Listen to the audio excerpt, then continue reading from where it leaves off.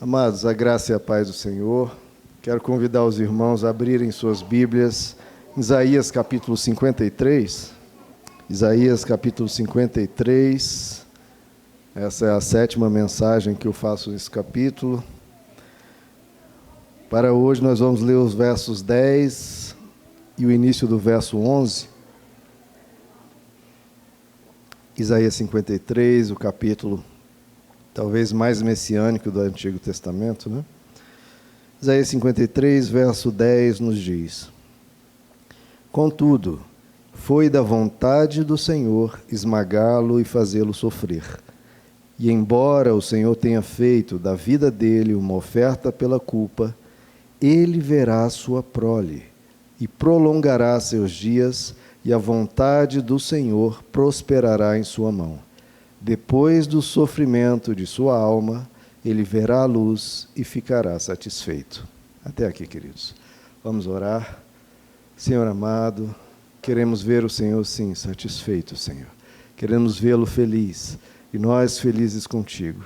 Pedimos ao Senhor que isso ocorra nesta manhã, ocorra para sempre em nossas vidas. Pedimos a tua graça sobre nós, que o Senhor possa falar livre e poderosamente em nosso meio. Pedimos a tua graça e o teu Espírito sobre nós, em nome de Jesus. Amém. Podeis assentar, queridos.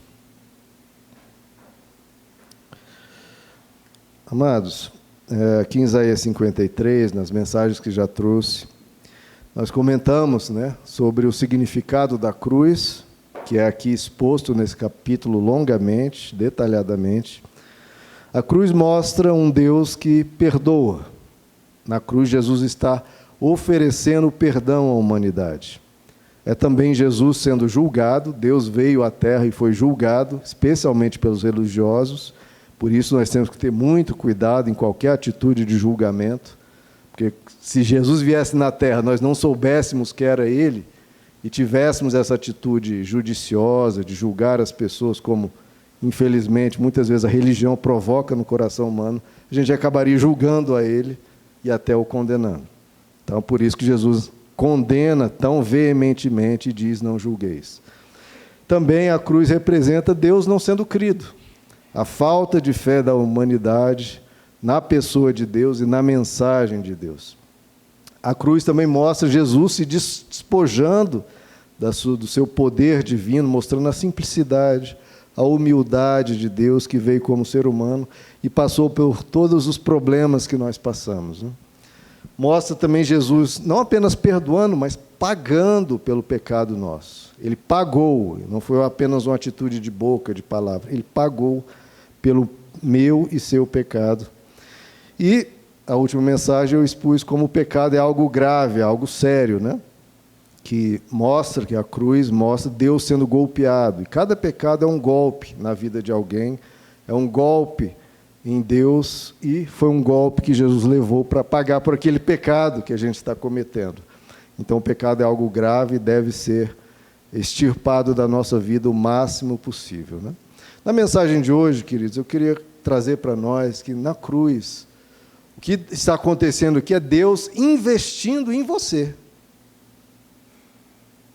É Deus acreditando em você, ao ponto dele dar a vida e falar: eu vou investir o meu sangue, eu vou investir a minha vida na vida de cada um de vocês. Ele está investindo em você. Antes de nós crermos em Deus, aqui é Deus crendo em nós. Ele creu em nós e falou: eu vou dar a minha vida para que vocês possam recomeçar, para que vocês possam ser perdoados e iniciar uma nova vida, vocês poderem se achegar a mim, porque eu estou oferecendo tudo que vocês necessitam. Então Deus está investindo em nós, está crendo em nós. O texto aqui que nós lemos diz que ele foi esmagado e sofreu. E, embora a vida dele foi uma oferta pela culpa, ele verá a sua prole. Então, a primeira coisa é, Deus, ele vê a sua prole, os seus filhos sobre a terra. E por isso que ele sofreu, porque ele sofreu crendo que os seus filhos receberiam dele essa graça, receberiam dele o perdão e poderiam viver nessa terra de uma melhor forma. Então, ele viu a sua prole, viu eu e você nesta terra, e por isso subiu na cruz. Antes de subir na cruz, ele teve aquele momento no Getsemane e falou: Senhor, que não seja feita a minha vontade, mas a tua. Por quê? Porque ele viu a sua prole, viu a mim e você e falou: eu vou pagar o preço. Eu vou pagar o preço pelo Rômulo, eu vou pagar o preço pelo Wagner, eu vou pagar o preço pelo Israel, pela Tânia, pelo Eric. Eu vou pagar esse preço. Ele viu o nosso futuro, nos viu aqui nos nossos dilemas, nas nossas dificuldades, e falou: eu vou pagar o preço, eu vou deixar o exemplo, eu vou morrer na cruz para que o Espírito Santo seja enviado para ajudá-los, eu vou investir neles. Ele viu a sua prole. A ponto, queridos, que diz o texto que depois do seu sofrimento, do sofrimento de sua alma, que foi um sofrimento não apenas físico, mas foi um sofrimento até a alma dele, o mais profundo do seu ser, depois do sofrimento de sua alma, ele verá a luz e ficará satisfeito. Veja, queridos, você sofreu o que uma cruz representa, de dor, de humilhação, de destruição total do corpo. Que é uma morte longa, desde a tortura que ele passou, o espancamento, carregar a cruz, ficar ali pendurado com os seus pulsos e seus pés perfurados. É uma dor longa, e uma dor inexprimível, o tamanho dessa dor. Mas ele olhou essa dor e falou: valeu a pena, porque o texto nos diz: ele ficará satisfeito, porque valeu a pena pagar esse preço. Mas, meu Deus, pagar esse preço todo por mim, e ainda ele ficou satisfeito? Sim, queridos, ele ficou satisfeito. Ele investiu em mim e você, não com prata e com ouro, mas com sangue divino. Ele ficará satisfeito. E está aqui, né, queridos, um ponto da vida cristã. Nós buscarmos fazer Deus satisfeito. Hoje estamos numa humanidade, até mesmo numa cristandade que pensa que Deus está fazendo pouco para nos satisfazer. A gente está muito reclamando, muito murmurando com Deus. Ah, Deus não tem feito tudo que eu quero, tudo que eu preciso. Deus não está me satisfazendo, como se fosse Ele que deveria nos satisfazer. Quando o propósito que realmente Ele, a parte dele, vai sempre fazer por nós, é nós lembrarmos da nossa parte, de fazermos Ele satisfeito com a nossa vida. Porque Ele morreu na cruz, investindo para que nós fôssemos pessoas novas, pessoas transformadas, pessoas que satisfizessem o próximo e satisfizessem a Deus. É isso que é amar ao próximo e amar a Deus. Você servir e honrar a pessoa ao seu redor, servir e honrar a Deus. E quem é que quer satisfazer a Deus aqui? Quem? Eu quero satisfazer a Ele. E como satisfazer a Deus, queridos? Como fazer essa profecia se cumprir na sua vida? Ele, depois do sofrimento da sua alma, verá a luz e ficará satisfeito. Isso se cumpriu na vida de muitos cristãos e pode se cumprir na sua, você desejando satisfazer a Deus. Como satisfazer a Deus? Primeira coisa, seguindo o exemplo de quem satisfez a Deus. E o melhor exemplo de quem satisfez a Deus foi Jesus. Ele veio em carne e satisfez plenamente a Deus. E se nós seguirmos os seus passos, nós satisfaremos a Deus também. Por isso que ele diz: eu sou o caminho. Siga esse caminho, os mesmos passos de Jesus, você vai satisfazer a Deus. Lá no Monte da Transfiguração, em que Jesus foi transfigurado diante dos discípulos, foi mostrado em sua verdadeira glória diante de Pedro, Tiago e João, aparece Elias, aparece Moisés. E aí uma voz do céu diz: este é o meu filho amado, em quem tenho o meu prazer, a ele ouvir. Este é o meu filho amado, em outra tradução, em quem me comprazo, quem me satisfaz, quem me dá prazer. E em Jesus havia pleno prazer de Deus. Nele eu me comprazo. Quem dera, né, queridos, nós pudermos honrar a Deus ao ponto dele falar: esse é um filho meu em quem eu me comprazo. Essa voz do céu foi para Jesus. Então, ele satisfaz a Deus plenamente. E nós podemos e devemos seguir o exemplo de Cristo.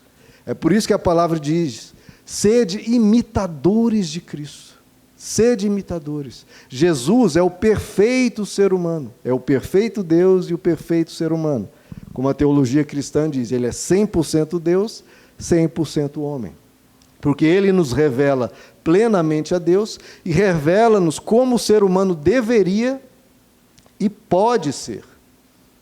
Nós devemos seguir esse exemplo. Talvez nunca seremos, claro, como Jesus, mas esse é o nosso alvo, esse é o nosso exemplo, é a nossa referência, é a nossa meta. Precisamos ter isso como meta de vida. Ser mais parecido com Jesus. Mais parecido com Jesus. E não como eu já vi crentes falando, quando alguém mostra, olha, a gente precisa imitar, Jesus fazia assim, vamos fazer assim, a pessoa, não, mas isso é Jesus. Descartando justamente porque, não, ele é Deus. Não, isso é inatingível. Não, meu irmão, a Bíblia é exatamente o oposto disso. Mas é Jesus? Sim, é por isso que é o nosso exemplo, por isso que é o caminho, por isso que é a verdade, por isso que é a vida. Nós precisamos viver a vida, esse estilo de vida chamado o estilo de vida de Jesus. Mas Jesus é Jesus, sim. E nós somos chamados a ser como Jesus, ser parecido com Ele. Ele nos revela quem nós podemos ser. Sabe como é que você poderia ser em plenitude? Bem semelhante a Jesus. É assim que a palavra de Deus quer te transformar. É assim que o Espírito Santo quer te transformar. É assim que o Deus Pai quer te transformar. Porque aí você vai fazer Deus satisfeito, você vai fazê-lo feliz. Quão mais parecido você for de Jesus. E aí eu faço uma crítica até a muitos movimentos evangélicos. Porque os movimentos evangélicos eu não vejo as pessoas parecidas com Jesus. Os pentecostais que ficam rodopiando, em transe, pulando, não vejo Jesus parecido com isso. O neopentecostal só buscando carreira, conquistas terrenas, sucesso, não vejo Jesus nem um pouco parecido com isso. Aquele tradicional protestante, dogmático, falando de predestinação, falando de leis bíblicas, de dogmas, de rigidez, Jesus não me parece nem um pouco com isso. Jesus não me parece com nenhum dos três, queridos. E também a gente não tem que olhar para ninguém. A gente, para ser parecido com Jesus, tem que olhar para Jesus. Para Jesus. Olhe para Jesus. Como Jesus era, tal movimento evangélico é assim. Esquece, irmão, joga tudo isso fora. Olhe para Jesus, como Ele era. A sua ternura, a sua compaixão, como Ele tratava cada ser humano, como Ele se relacionava, seja com o pecador, seja com o religioso, seja com os que não eram judeus, com todos. Olhe para Jesus e seja como Ele. Assim você vai satisfazer a Deus. Eu fiz a pergunta mais cedo. Quem quer satisfazer a Deus? Quem quer ver Deus feliz? Pareça-se com Jesus. Em tudo. No seu lar, no seu trabalho, na igreja, antes de vir para a igreja, depois de sair da igreja, no domingo, nos dias da semana, ao levantar, durante o dia, na hora de dormir, se pareça com Jesus. E aquela voz do céu, no Monte da Transfiguração, diz: Eis, este é o meu Filho amado, em quem me comprazo, e a voz diz: a Ele ouvi. Devemos ouvir a Ele, o que Ele ensinou, a sua palavra, a sua mensagem. E uma das coisas que Jesus disse, lá no monte, no Sermão do Monte, Ele diz: sede perfeitos, como vosso Pai Celestial é perfeito. Sede perfeitos. E a voz do céu dizendo: a Ele ouvi, a Ele ouvi. E Ele diz: sede perfeitos. E como eu disse, os cristãos muitas vezes resistem, a isso. Não, mas isso é inatingível. Mas isso é Jesus, sim. E a voz do céu diz: a Ele ouvi. E o que Ele disse? Sede perfeitos, como vosso Pai Celestial é perfeito. Isso é a coisa que mais pode nos beneficiar, queridos. E as pessoas rejeitam: não, mas ser perfeito não dá. Tudo bem, meu irmão, que ser 100% não dá, mas tem que ser um alvo. Porque o que mais pode nos beneficiar do que isso? Se você, sem dinheiro, e for uma pessoa perfeita em virtudes, em vida com Deus, você vai ser 10 vezes mais feliz do que uma pessoa com muito dinheiro, entupido de imperfeições. cheio de perturbações, cheio de problemas morais, problemas espirituais. Se você buscar essa perfeição em Deus, a sua vida vai satisfazer a Deus cada vez mais. É o que 1 Tessalonicenses diz. A vontade, eu já citei isso aqui muitas vezes, a vontade de Deus para a sua vida, qual é? 1 Tessalonicenses diz, a vontade de Deus para a sua vida é a sua santificação. Já falei, as pessoas, qual é a vontade de Deus para a minha vida? É trabalhar num lugar X, num lugar Y, morar na cidade X, morar na cidade Y. É que eu faça esse concurso, não sei o quê. Irmãos, já foi revelado qual é a vontade de Deus para a sua vida. A vontade de Deus para a sua vida não são essas coisas palpáveis. A vontade de Deus para a sua vida é a sua santificação. Está escrito, e é o que Jesus disse, não é? Sede perfeitos como vosso Pai Celestial é perfeito. Então, esse é o sentido da vida. Se é a vontade de Deus, é o sentido da vida, é o propósito, é o objetivo. Você se santificar cada vez mais. Se santificar cada vez mais. E nós cristãos estamos perdendo isso de vista, queridos.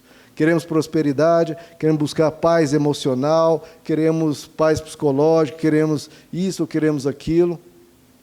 Tudo isso vem a reboque. O primeiro ponto é fazer a vontade de Deus, que é a sua santificação. Esse é o objetivo espiritual máximo. Um objetivo, olha que interessante, que até alguns ateus compreendem. Eu vi esse relato, achei isso impressionante. Camus, um escritor francês ateu, século XVIII, se não me engano, ou XIX, ele tem um personagem chamado Dr. Rui. Dr. Rui, que é um médico, ateu também, é meio que ele, dentro do livro, né? O escritor se põe como médico e ali numa história na Argélia, em que houve uma grande epidemia. A Argélia é um país africano. Houve uma grande epidemia, esse Dr. Rui está no meio dessa epidemia, milhares de pessoas morrendo em extrema dor. É uma epidemia de uma doença muito grave, muito grotesca, essa causa muito sofrimento. Esse médico, Dr. Rui, tem família na França, tem clientes na França, e todo mundo espera que ele volte, para que ele, o Dr. Rui, não contraia a doença, não sofra, e para que está no meio daquela pobreza, para que está no meio daquela epidemia? Não, que ele volte para a França e volte para a sua família. Sabe o que esse médico ateu diz? Não, eu não volto. Por quê? Porque o sentido da vida é se tornar um santo. O escritor ateu, falando que o médico ateu disse, o sentido da vida é se tornar um santo. Essas pessoas estão sofrendo, essas pessoas precisam de mim, eu não vou voltar para o conforto e abandoná-los na miséria e na dor. Por quê? Mas por quê? Não é por dinheiro, porque na França você vai ganhar muito mais. Por quê? Ele fala, porque o sentido da vida é se tornar um santo. E aí ele fala uma frase interessante. Eu não creio em Deus, mas eu creio em santidade. E é impressionante porque muitos cristãos hoje parecem crer talvez até no inverso. Não, eu creio em Deus, mas não creio em santidade. E esse ateu, eu creio em santidade, eu só não creio em Deus. E o certo é crer em Deus e crer em santidade. Buscar a nossa santificação. E aí esse médico até fala, agora eu só não sei como ser santo sem Deus. Porque realmente não dá. Jesus diz, sem mim nada podeis fazer. Então nós precisamos buscar isso, queridos. Nós que cremos em Deus, precisamos crer em santidade. Precisamos crer que um dos objetivos principais, se não o principal, é fazer Deus satisfeito. Ele morreu nessa cruz, ele viu a sua prole, e apesar do sofrimento gigantesco que ele passou na cruz, ele ficou satisfeito. Porque viu pessoas que buscavam satisfazê-lo. Ele quer se alegrar em mim, quer se alegrar na sua vida, ele quer olhar para você e ter orgulho. Aquela frase que muitos pais americanos dizem, né? I'm so proud of you, eu tenho tanto orgulho de você. Uma frase até que os brasileiros usam muito pouco, né? E os pais usem mais isso. Fale para o seu filho, eu tenho orgulho de você. E é o que Deus quer falar para nós. Ele quer olhar para nós e ficar satisfeito. Ele quer olhar para a nossa vida e dizer, eu tenho orgulho de você. Para isso nós precisamos buscar o quê? Essa vontade dele, santificar-nos, nos tornar cada vez mais belos aos olhos dele, mais parecidos com Jesus. Aí muitas vezes pensam, mas para agradar a Deus, vou precisar ser aquele, se eu usei a palavra santificação, a palavra santo, vou ter que ficar aquele religioso, né, que só pensa em Deus, não se diverte, não sorri, aquela pessoa carrancuda, aquela pessoa, que é a imagem que nós tínhamos, né, daquele religioso do passado, a imagem ficou maculada, né? Aquele religioso que é sempre carrancudo, sempre chato, só fala de Deus, não fala de outra coisa. Não, irmãos, isso não é o santo, esse é o fanático. Não é a santificação que Deus quer fazer. Porque Jesus não era assim. Essa figura do religioso carrancudo, que fica apontando o dedo para todo mundo, perseguindo todo mundo, condenando todo mundo, julgando todo mundo, é a figura que Jesus mais combateu. E por isso que eu sempre faço esse alerta, queridos, cuidado para a religião de vocês não te transformar em um fanático, em um fariseu, em um legalista. Porque essa foi a figura que Jesus mais combateu. Jesus chamava esses de, por incrível que pareça, de filhos do inferno. E quem é a figura que Jesus mais combateu e a figura que mais combateu Jesus? Jesus não era perseguido pelos pecadores. Os pecadores amavam Jesus. Jesus era chamado de amigo de publicanos e pecadores. Quem mais perseguiu Jesus foi esse religioso, fanático, chato, insuportável. Não é esse que você precisa se parecer para satisfazer a Deus. Pelo contrário, você tem que ficar bem longe dessa figura, bem distante disso. Você tem que se parecer com Jesus. Agradar a Deus é ser como Jesus. Jesus era um fanático religioso? Não, era perseguido pelos fanáticos religiosos. Jesus estava com as pessoas, Jesus era alegre, Jesus era cheio de compaixão, com os pecadores ele vinha, abraçava, ajudava, ensinava, aconselhava para a pessoa deixar aquela vida destrutiva, mas com compaixão, não com apontar o dedo, não rebaixando a pessoa, não desprezando a pessoa, pelo contrário, as pessoas se sentiam bem perto de Jesus, bem. Se as pessoas pecadoras não se sentirem bem perto de você, meu irmão, tem algo errado, porque se sentiam bem perto de Jesus. Jesus não se calava, falava a verdade com ternura e ajudando, e a pessoa via que o olhar de Jesus não era de condenação, era de amor, era de preocupação, era de cuidado. E por isso os pecadores gostavam de ficar perto de Jesus, e os religiosos fanáticos queriam distância de Jesus e queriam vê-lo morto. Então, para você satisfazer Jesus, você tem que ser um fanático religioso? Não, pelo amor de Deus, aí é certeza que você não vai agradá-lo. Você tem que se parecer com Jesus, ser uma pessoa amável, amorosa, justa, correta e boa, e falando a verdade, mas sempre desta forma, porque a verdade tem uma forma de ser dita, que é a forma do amor, não da condenação, não do desprezo. Essa é uma verdade que está destituída da verdadeira motivação da verdade, que é de ajudar e acolher. Então, agradar a Deus, queridos, é ser como Jesus. Jesus era rígido, inflexível, cheio de regras, perseguição e ordens, não. Como eu disse, ele foi crucificado por quem era assim. Nós precisamos ser parecidos com Jesus. Entre o imoral e o legalista, entre o ateu, o cético, e o fanático religioso, existe um caminho superior, que é ser como Jesus. Ele é o caminho, ele é a verdade, ele é a vida. Agradar a Deus, queridos, essa é o caminho que nós precisamos seguir. Santificar as nossas vidas, sermos parecidos com Jesus. Eu queria colocar aqui um verso da Bíblia, pode colocar para mim, Maricela, por favor? Colossenses capítulo 3, aqui é na tradução A Mensagem, por isso que eu trouxe aqui o slide, que é uma tradução um pouco diferente, numa linguagem mais atual, poética até, que o Eugene Peterson colocou. Eu gosto muito dessa tradução. Colossenses 3, olha o que ele diz.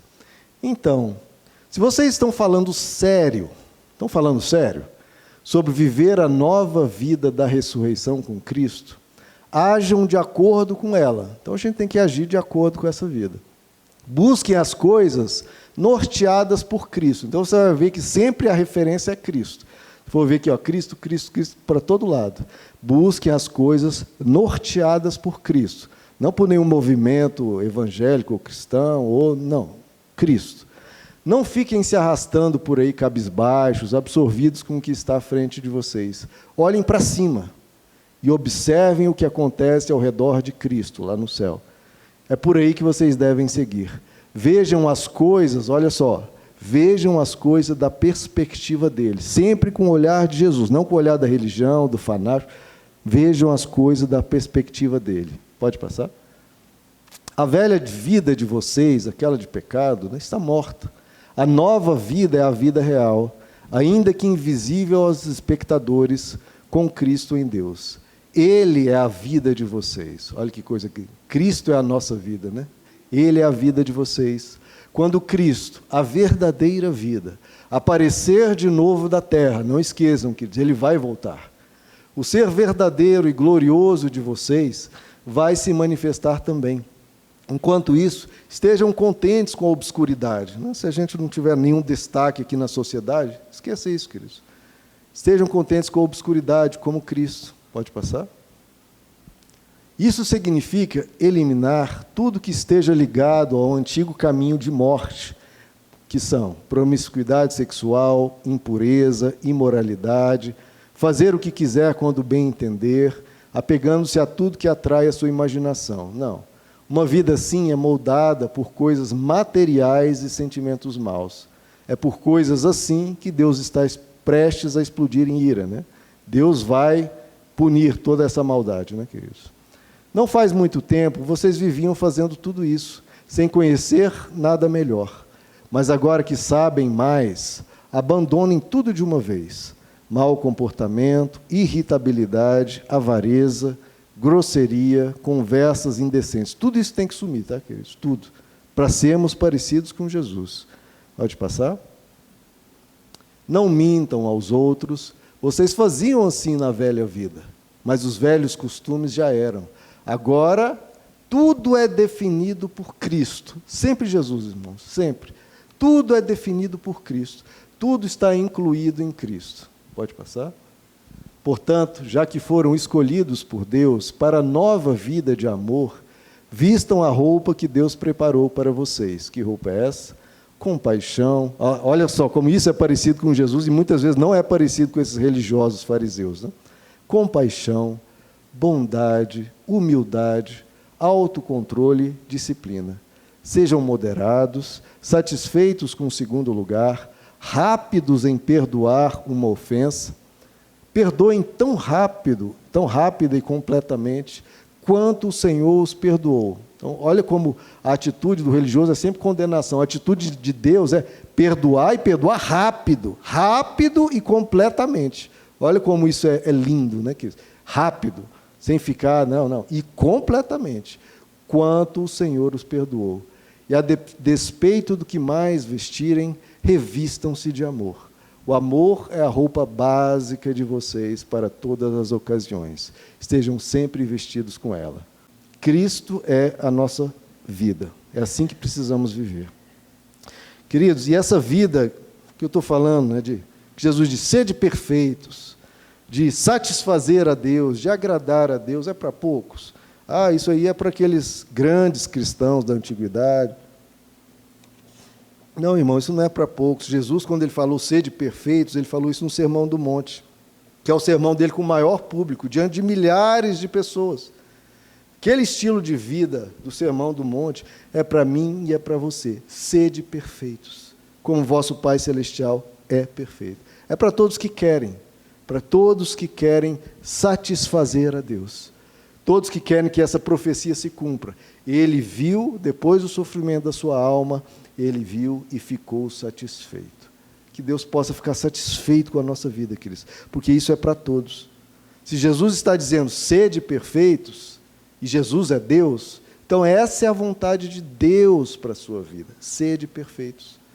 Não se contente, não, eu estou aqui na minha caminhada, tá bom, não, meu irmão, é para você buscar ser perfeito. Se você tem algum erro, algum defeito, não, mas é minha personalidade. Não, meu irmão, isso não é justificativa. A busca é ser perfeito.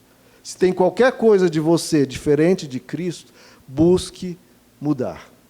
Isso vai fazer bem para você, vai fazer bem para as pessoas ao seu redor e vai fazer Deus satisfeito com a sua vida. Não aceite a não perfeição. Ele falou isso. Isso não é para ser algo opressivo. Ai, meu Deus, eu não sou perfeito, se sentir culpado. Não, é só para você ter um alvo, ter esse objetivo, ter essa direção e falar, eu quero ser cheio de compaixão, eu quero ter essa bondade de Jesus, eu quero ter essa capacidade de perdoar, eu quero me revestir de amor, eu quero e eu vou. Cada dia um pouquinho mais nessa direção. Mas você pode falar, mas eu não consigo, pastor. Sim, ele avisou isso. Sem mim, nada podeis fazer. Nada. Isso aí não está falando de conquista, né, de ser o CEO de uma empresa. Ele está falando desse tipo de coisa. Eu não consigo controlar minha irritabilidade, como foi disso. Eu não consigo me revestir de amor. Eu não consigo ser tão cheio de compaixão. Sem mim, nada podeis fazer. É por isso que a vida no Evangelho, queridos, não é marcada por regras. É marcada por um relacionamento. Você cada vez está mais perto de Jesus, buscá-lo e falar, Senhor, eu não consigo sem você. Você chegar para ele, Senhor, eu estou irritado nesse momento, acalma minha alma, eu não consigo sem você. O processo de santificação, que é a vontade de Deus, Jesus, de ser de perfeitos, Jesus, quando ele morreu na cruz, ele disse, é necessário, não é opcional, é preciso, é necessário que eu vá, porque se eu não for, o Espírito Santo não virá. Então é necessário que eu vá. Por quê? Porque aí sim ele envia o Espírito Santo, e essas coisas que são impossíveis, e você tem toda a razão de dizer, eu não consigo, e não consegue mesmo, não adianta tentar, porque ele já disse, que se você tentar, você vai dar com os burros na água, você não vai conseguir, sem mim nada podeis fazer. Agora, com ele, tudo posso naquele que me fortalece. É você chegar diante dele e falar assim, eu não consigo. Não adianta, não consigo. Já tentei, não consigo. É você chegar para ele. A vida com Deus, queridos, não é meramente por esforço. É para você chegar até ele e falar, Espírito Santo, me ajuda. Senhor, eu preciso de ti. Então, o caminho do Evangelho não é mais regras e mais dogmas, ou mais esforço. É mais relacionamento. É mais você chamar Deus para dentro da sua vida. É mais entrega. É mais você querer Deus contigo. William Locke, um escritor cristão antigo, ele faz uma pergunta. Por que a gente não consegue agradar tanto a Deus como os cristãos antigos? Por quê? Será que eles eram melhores que nós? Não. Porque são seres humanos como nós, pecadores como nós. Na verdade, eles conseguiam, e nós não tanto, porque eles realmente desejavam isso.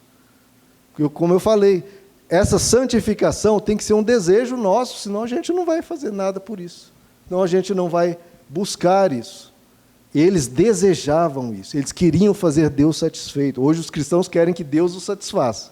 Essa é a busca, né? Quando a pessoa vai orar, quando a pessoa vem à igreja, vem por quê?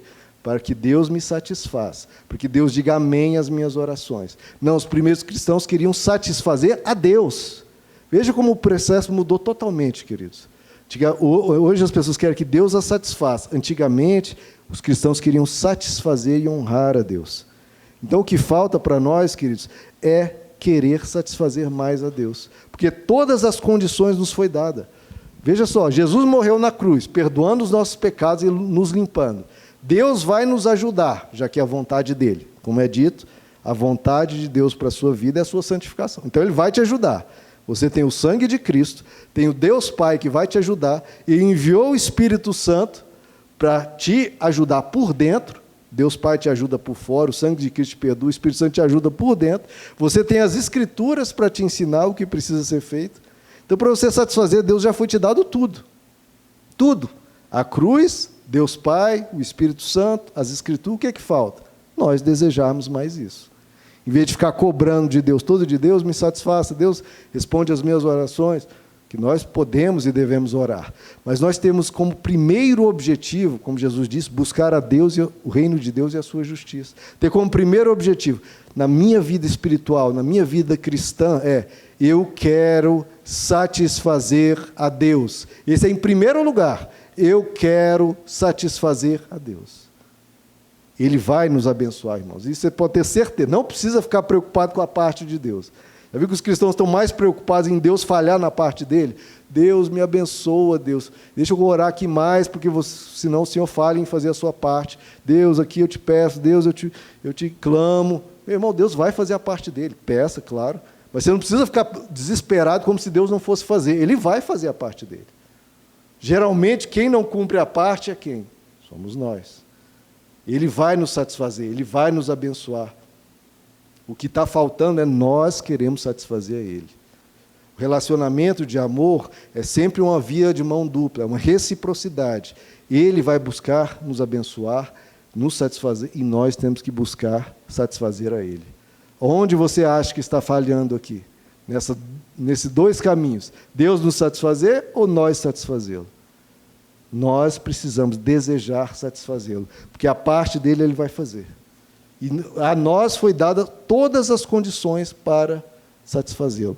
Lá em 2 Pedro, o apóstolo Pedro nos diz: o divino poder nos deu todas as coisas que necessitamos, todas as coisas, para a vida e para a piedade, por meio do conhecimento daquele que nos chamou para a sua glória e virtude. Então, o seu divino poder nos deu tudo o que precisamos para satisfazer a Deus. O que é que falta, então, para satisfazermos a Deus? Desejo real de satisfazê-lo. Só falta o desejo. De novo, os cristãos antigos, eles não eram melhores que nós. Eles não tinham alguma coisa que nós não temos. Eles tinham o Espírito Santo, tinham as Escrituras, e ainda assim partes delas só. A cruz, o sangue de Cristo, e Deus os ajudando. A mesma coisa que a gente tem hoje. Qual a diferença entre eles? Eles não são melhores, são pecadores. O que é que eles tinham que nós não temos? Talvez o desejo. Eu quero satisfazer a Deus. Eu tenho dificuldade de me controlar com a minha ira, mas eu tenho desejo de satisfazer a Deus e vou me entregar a Ele, vou buscar a Ele toda vez que eu tiver com esse problema. Com qualquer defeito de caráter, qualquer coisa que você não está cumprindo diante de Deus, você tem esse desejo. Eu preciso satisfazer a Deus. Não por esforço, não por regras. Eu vou até Ele e falo: Senhor, me ajuda a te honrar nesse ponto que eu estou falhando. Eu preciso da tua ajuda, da tua graça, do teu Espírito. E nós buscamos isso, queremos ser melhores. Porque, como diz, é Deus que fazia tudo neles, porque sem mim nada podeis fazer. Então, queridos, nós nos voltarmos para Deus e desejarmos colocar um sorriso nos lábios dele. Colocar um sorriso nos lábios dele. É isso que está faltando para nós, queridos. Vamos buscar honrá-lo mais, vamos buscar que essa profecia se cumpra, que ele, depois do sofrimento da sua alma, ele viu e ficou satisfeito. Vamos ficar de pé?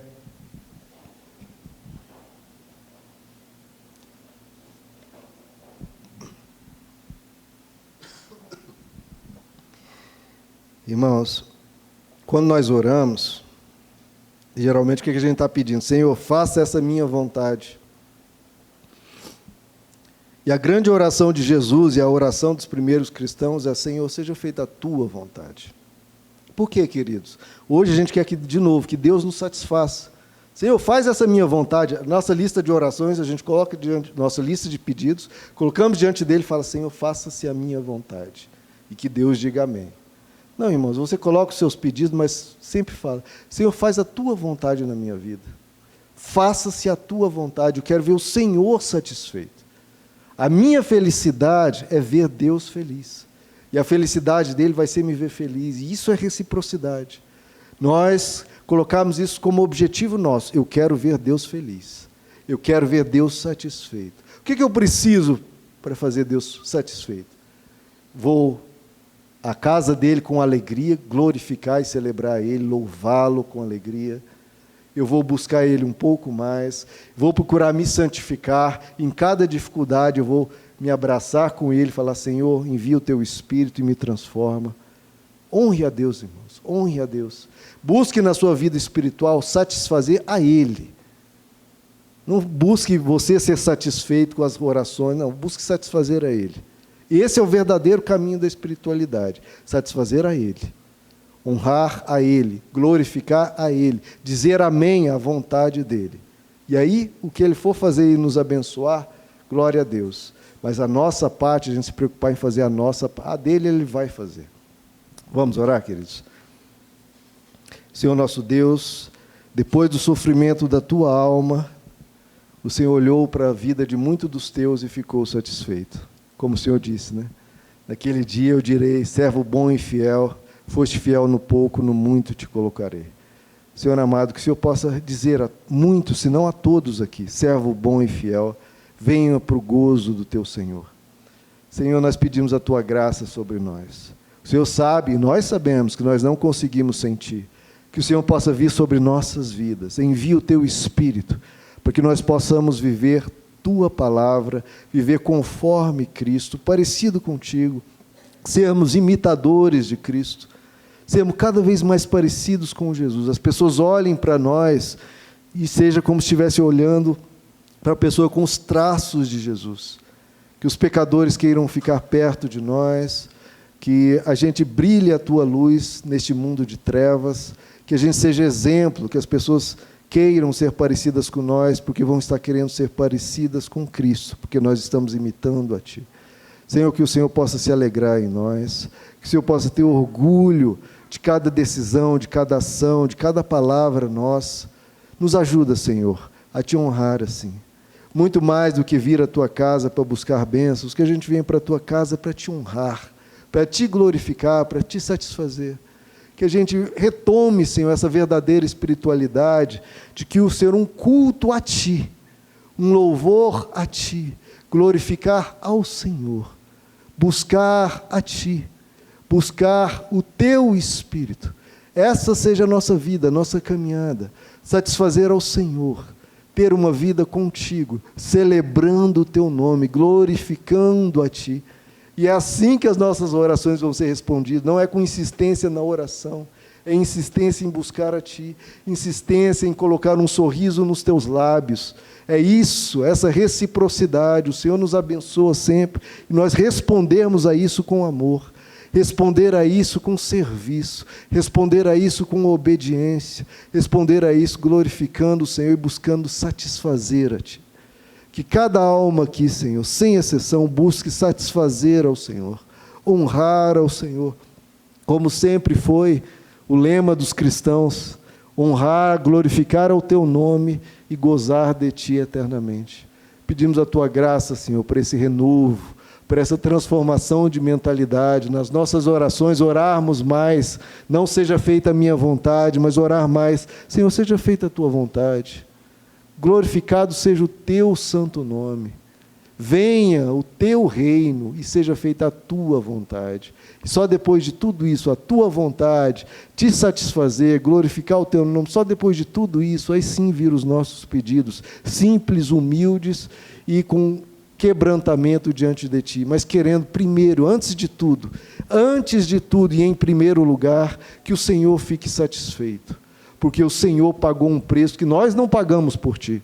O Senhor pagou por nós. O Senhor teve um sofrimento imenso naquela cruz, você foi esmagado, o Senhor foi golpeado, pelas suas pisaduras nós fomos sarados, e sobre Ti estava a nossa transgressão.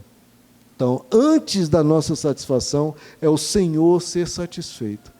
Pedimos que o Senhor, depois do sofrimento da tua alma, o Senhor possa ficar satisfeito com as nossas vidas. Em primeiro lugar, Senhor, a Ti. Em primeiro lugar, a Tua felicidade. Depois a nossa. Em primeiro, a Tua, Senhor.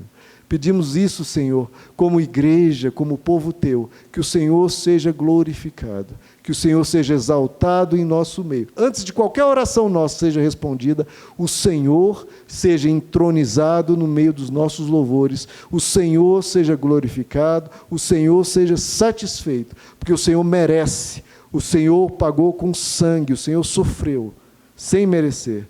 Então, em primeiro lugar, que o Senhor fique satisfeito com nossas vidas. E nos ajuda a isso, Senhor. Primeira oração, que o Senhor se satisfaça em nossas vidas e o Senhor seja glorificado. Em nome de Jesus. Amém. Busque isso, queridos. Essa é a verdadeira espiritualidade, satisfazer a Deus, honrar a Deus. O mais, como Jesus diz, as demais coisas vão ser acrescentadas. Honre a Deus. Em vez de murmurar e reclamar e ficar pedindo, primeiro honre a Deus. Primeiro busque em primeiro lugar o reino de Deus. As demais coisas, irmãos, vão vir a reboque. As bênçãos vão correr atrás de ti, as demais coisas vão ser acrescentadas. Esse é o segredo da reciprocidade. Você satisfaz a Deus, Ele vai te satisfazer. A parte dele, meu irmão, está garantida. O problema é a nossa, de buscar satisfação.